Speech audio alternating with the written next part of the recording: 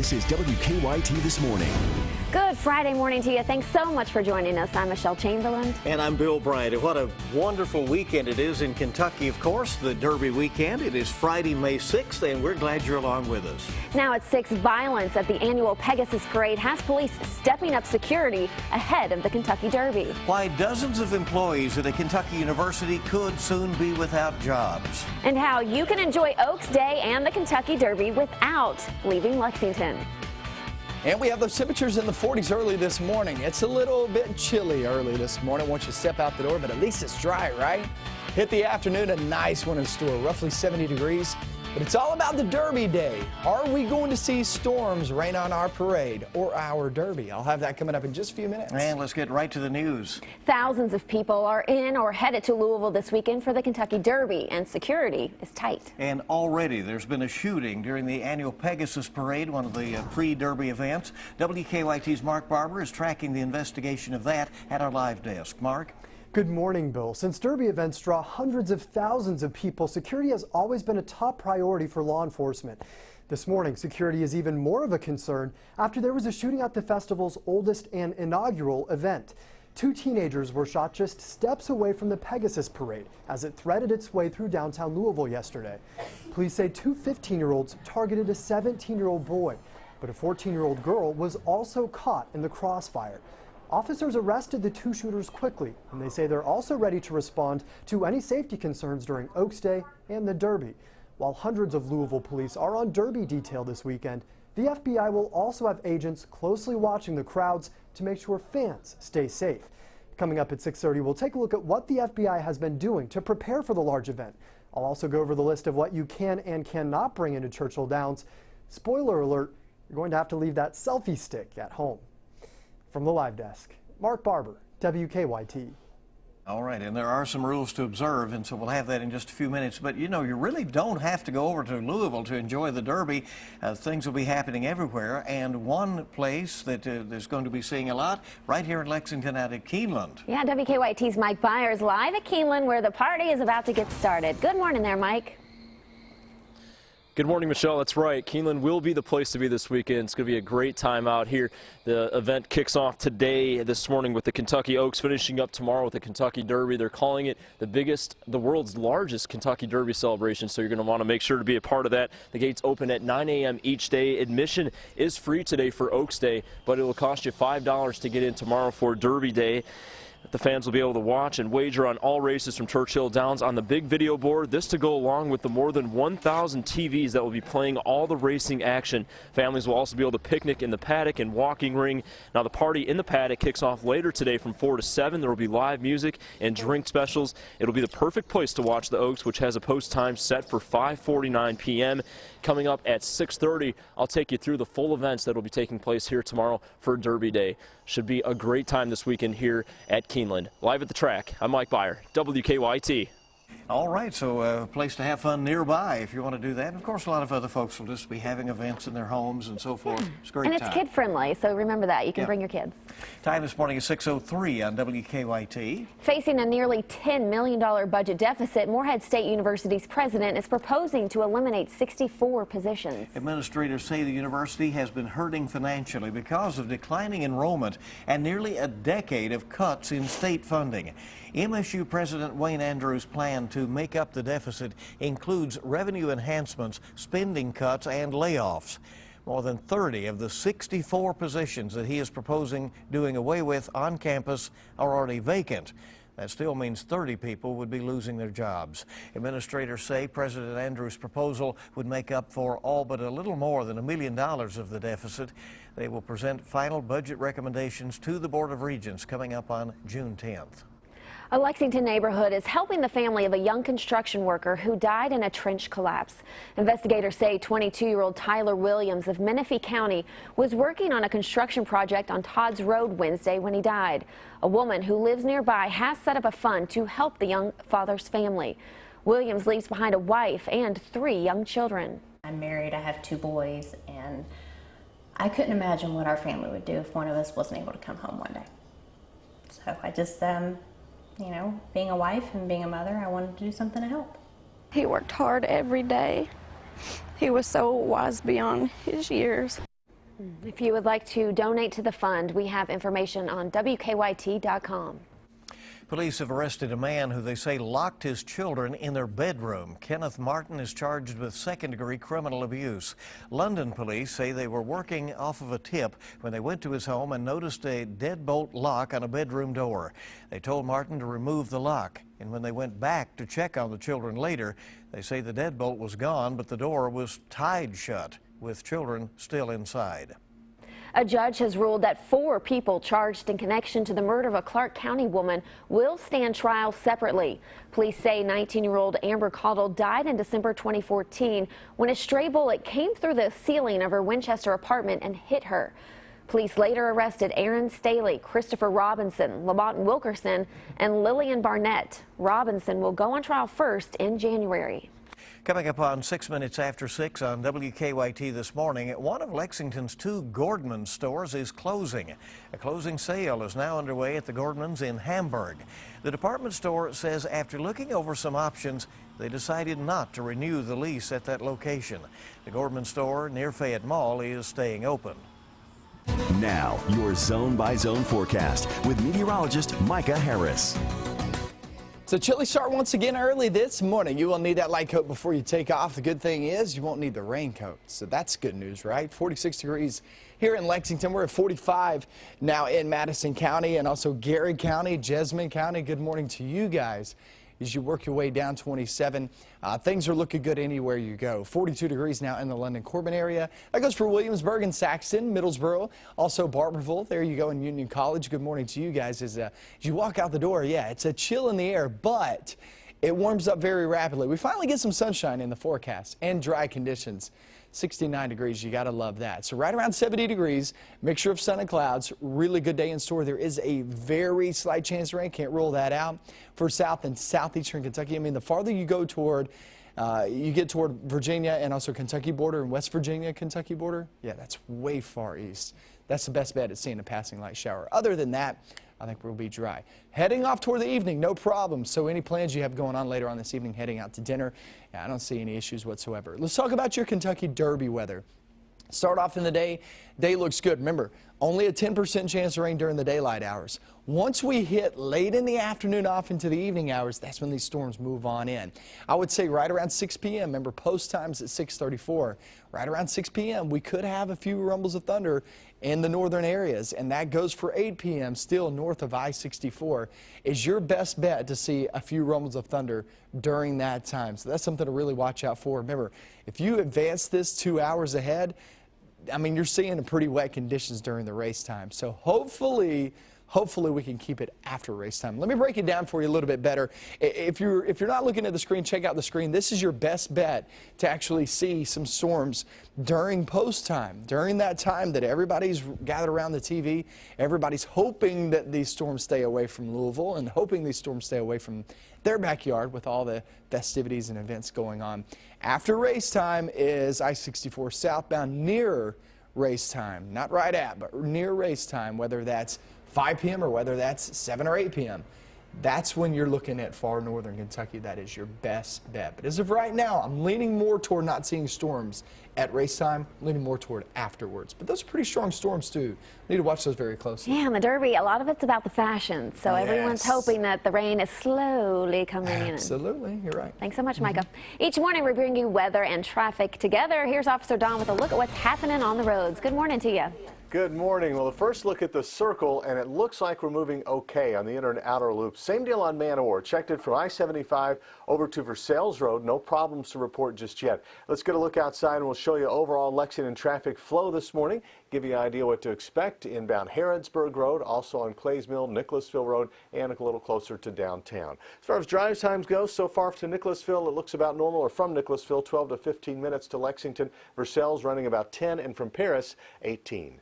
Now back to you in the studio. Okay, hopefully it's a good ride in for folks this morning. Enjoy your Friday, and have lots of folks getting ready now to enjoy the Oaks and the Derby as well. 6:09 on WKYT this morning. A lot more news coming up for you on your Friday. Donald Trump's rise to the top of the GOP presidential ticket is exposing some very public divisions within the party. And we'll have details on a man's amazing survival 2 months out at sea. That's coming up on WKYT this morning. And it's a beautiful start out at Keeneland this morning. Look, as the horses are on the track out there, some of them exercising and, of course, enjoying the day. It's Kentucky Derby weekend in the Commonwealth of Kentucky. What a wonderful time. Welcome back to WKYT this morning. Your time is 6:14. Presumptive GOP nominee Donald Trump is struggling to build unity within his own party. House Speaker Paul Ryan has declined to support Trump for now. But the two may soon be sitting down face to face and try to work things out. Hannah Daniels has the latest on Campaign 2016. Donald Trump pressed ahead with his campaign Thursday, urging supporters in West Virginia to save their energy for November. Save your vote for the general election, okay? Forget this one. The primary's gone. Despite being the only candidate left standing on the GOP side, Trump is facing difficulty building support within the party. Yesterday, House Speaker Paul Ryan became the latest voice refusing to back his candidacy. I'm just not ready to do that at this point. I'm not there right now. I think what is necessary to make this work, for this to unify, is to actually take our principles and advance them. Trump fired back in a statement, saying he's not ready to support Speaker Ryan's agenda. He saved his sharpest jabs of the night for likely Democratic opponent Hillary Clinton, branding her family foundation a scam. I gave money to the foundation. I figured, maybe they'll use it properly. I didn't know they were going to use it to fly around in private jets. Outside a rally in California, Clinton was met by protesters wary of her record. Inside, she urged supporters to help her defeat rival Bernie Sanders and wrap up the Democratic nomination. We have to turn out a big vote on June the 7th. Voters in West Virginia and Nebraska weigh in next when the states hold primary contests Tuesday. Hannah Daniels, CBS News, New York. Now again, RNC Chair Reince Priebus says Trump and Ryan will meet possibly next week. Building party unity is likely to be at the top of the agenda when they get together. Senate Majority Leader Mitch McConnell of Kentucky says he will support the GOP nominee, but he also says that Donald Trump is obligated to unite the Republican Party. Now, according to the Herald Leader this morning, another Republican, Governor Matt Bevin, says he is not ready to endorse anyone. On the Democratic side, Hillary Clinton's campaign has just announced that she will be returning to Kentucky next week. She'll be in Louisville on Tuesday. That is a week before Kentucky's primary, which is May 17th. In Alberta, Canada, crews are in the process of moving thousands of people who already had been evacuated from a town that's been gutted by fire. More than 80,000 people emptied the town, and some 25,000 were moved to work camps just to the north. But with a massive wildfire raging on, officials want to move everyone south of Fort McMurray. Some 8,000 people were airlifted from work camps last night, and the airlifts will continue today. The FDA is finally imposing regulations over the e-cigarette industry. Under the new guidelines, manufacturers will be prohibited from selling the products to people under 18 and must report harmful ingredients in the vapor. The new rules are expected to take effect in about 3 months. The U.S. Coast Guard says a Colombian mariner has been rescued after surviving a 2-month ordeal in the southeastern Pacific. His 3 companions reportedly died. The 29-year-old man says he survived by eating fish and seagulls. It is. The time this morning is 6:17, and the stock market is focusing on the job market today. The Labor Department will release its April jobs report before the opening bell. Most economists expect the unemployment rate held steady at 5%. The private sector report released on Wednesday showed that hiring slowed. Walmart is bringing back its front door greeters. The giant retailer moved the employees further back into the store 4 years ago to help with other tasks like guiding customers to the checkout lines, but it made it harder to say hello to customers as they walked in. Walmart hopes that the move will improve customer service and cut down on shoplifting. Government regulators are introducing a proposal that may allow you to sue your bank. When you sign up for an account, the fine print usually includes a section that requires any disputes with the bank be settled by a mediator instead of going to court. Well, the Consumer Financial Protection Bureau wants that ban to change. Amazon is teaming up with air cargo services company Air Atlas Worldwide. Atlas will provide support for Amazon's deliveries by leasing them 20 cargo planes. The deal also lets the online retailer buy a sizable stake in the company. And it's all the news that is fit to eat. The New York Times will begin selling and delivering the ingredients from recipes on its cooking website straight to your home. Bloomberg is reporting that the Times is teaming up with the meal delivery startup Chef. The Times is looking for new ways to make money as the newspaper readership has been declining, a case for many newspapers across the country. Yeah, times are changing. They got to figure out how to make money, right? Your time now is 6:19. WKYT this morning is just getting started. Biting your nails never tasted so good. The details behind KFC's newest product in 6 minutes. We're in the 40s this morning, 60s and 70s by the afternoon, but all the focus is on Derby Day. When do these storms move on in? I'm going to show you new data that's just now coming in right up next.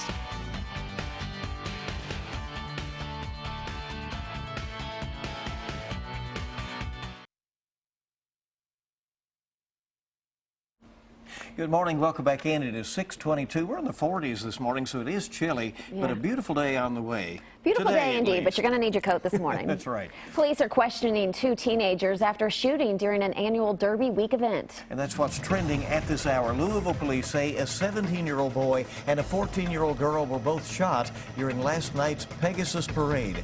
They say the girl was an innocent bystander. 2 15-year-olds are in custody. Security is tightening in the Derby City today ahead of tomorrow's Run for the Roses. Morehead State University's president is proposing to eliminate 64 positions. MSU is facing a nearly $10 million budget deficit. Administrators will present final budget recommendations to the Board of Regents on June 10th. It should be a beautiful Kentucky Oaks Day. We're watching Derby Day. Here's meteorologist Micah Harris. Yeah, really nice start to the day. And look, once we hit the afternoon, I don't see any problems whatsoever. There is a very slight chance of rain to the far eastern zones. When I say far, I mean you go any farther than what I'm talking about, you get off into West Virginia and Virginia. So, yeah, you get over toward Pike County, Martin County, that's probably your best bet. Live sky camera, Oaks Day looks really good. We're 46 degrees right now here in Lexington. That goes for Frankfort. Go off into, say, Peaks Mill and Stamping Ground. Good morning to you guys down south. Crab Orchard, Waynesburg, all the way to Somerset and also Liberty. Looking pretty good. Taylor County holding on to temperatures there in Campbellsville in the 40s. So it's a chilly start, but it looks good, right? Then we get into the afternoon, your emoji cast. This is the way I think a lot of people feel right now. This is the way I feel, okay? I'll just break it down for you. Not too happy about the 40s. I just don't like it. It's still a little bit chilly. Then we hit noontime. I'm getting happier. 62 degrees, mixture of sun and clouds. Then by the afternoon, yeah, I'm feeling pretty good. 69 degrees with the mostly sunny skies. But it's all about the Derby. The Derby weather, guys. We're going to be talking about that. It's crucial on the timing. We were talking during the break. New weather data is coming in. I'm going to show you now what the timing looks like and what I believe is going to be the forecast coming up in just a few minutes. Okay, we're going to be watching that carefully. I never knew those icons represented Micah. Micah, how he's feeling, yes. The emojis there. We like but him when I see he's the smiling. resemblance. Right. Yeah. SpaceX has done it again. For the second month in a row, the company landed a rocket on an ocean platform. A live web broadcast showed the first stage booster touching down vertically this morning on the barge off the Florida coast. The same happened last month during a space station supply run for NASA. Now, because of the high altitude of this mission, even SpaceX did not expect a successful landing. All right, but it all worked out. That's good. Yes, it did. Kentucky Fried Chicken is out with a new finger food. Edible nail polish. Yeah. It comes in original recipe or hot and spicy colors or flavors. Right now it's only available in Hong Kong. KFC says the edible nail polish is a way for the chicken chain to stand out. The Louisville-based company says the product could eventually be sold in the United States. Edible nail polish gives a whole new meaning to KFC's longtime slogan of finger licking good, I guess. Not sure what I think about this idea. We'll see if that comes to you as maybe be an option for you, right? Okay. 6:26 on WKYT this morning. So good to have you with us on your Friday. When WKYT This Morning returns, we'll go to Churchill Downs with a preview of today's Run for the Lilies. All of our top stories are on the way. Tonight's Mega Millions jackpot is $138 million, and Saturday night's Powerball jackpot is $415 million. We're coming right back on WKYT This Morning.